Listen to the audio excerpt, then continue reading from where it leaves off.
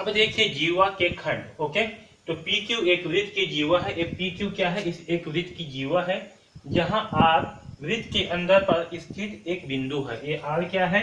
इस P Q जीवा में स्थित एक बिंदु है, ये आर। ओके, तब यह कहा जाता है कि बिंदु आर जीवा पी क्यू को खंडों पी आर और आर क्यू में अंतः विभाजित करता है। ठीक है, यानी कि अंदर विभाजित करता है। तो हम क्या कह सकते हैं? हम कह सकते हैं कि बिंदु आर जो है इस पी क्यू जीवा को पी आर और आर क्यू दो भागों में अंतः विभाजित करता है। ठीक है, इसी प्रकार यदि एस वृत्त के बाहर रेखा पी क्यू पर स्थित एक बिंदु हो, इस प्रकार क्या हो? बिंदु एस जो है इस पी क्यू जीवा, ठीक है, ये बिंदु एस क्या है? इस वृत्त के बाहर एक रेखा हो जो कि पी क्यू जीवा से लगा हुआ है, तब यह कहा जाता है कि बिंदु एस जीवा पी क्यू को दो खंडों एस पी और एस क्यू में बाह्य विभाजित करता है। ठीक है, तो हम क्या कह सकते हैं? हम कह सकते हैं कि बिंदु एस जो है इस पी क्यू जीवा को बाह्य खंडों में पी और एस क्यू, एस पी और एस क्यू इन दो बाह्य खंड में क्या करेगी? इस जीवा को विभाजित करेगी।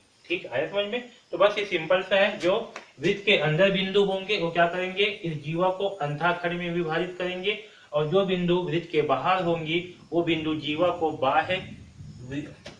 बाह्य विभाजित करेंगे। आया समझ में? अब जो है हम स्पर्श रेखा तथा छेदक रेखा के बीच में संबंध समझेंगे। ठीक है, इन दोनों के बीच में संबंध क्या है, ये सबसे इंपॉर्टेंट है। तो देखिए, यदि पी ए बी वृत्त की छेदक रेखा हो, ये जो पी ए बी है ये क्या है? वृत्त की छेदक रेखा, क्योंकि ये जो है इस वृत्त को दो बिंदु पर छेदक कर रही है। ओके, बिंदु ए और बिंदु बी पर, तो ये क्या है? एक छेदक रेखा है पी ए बी।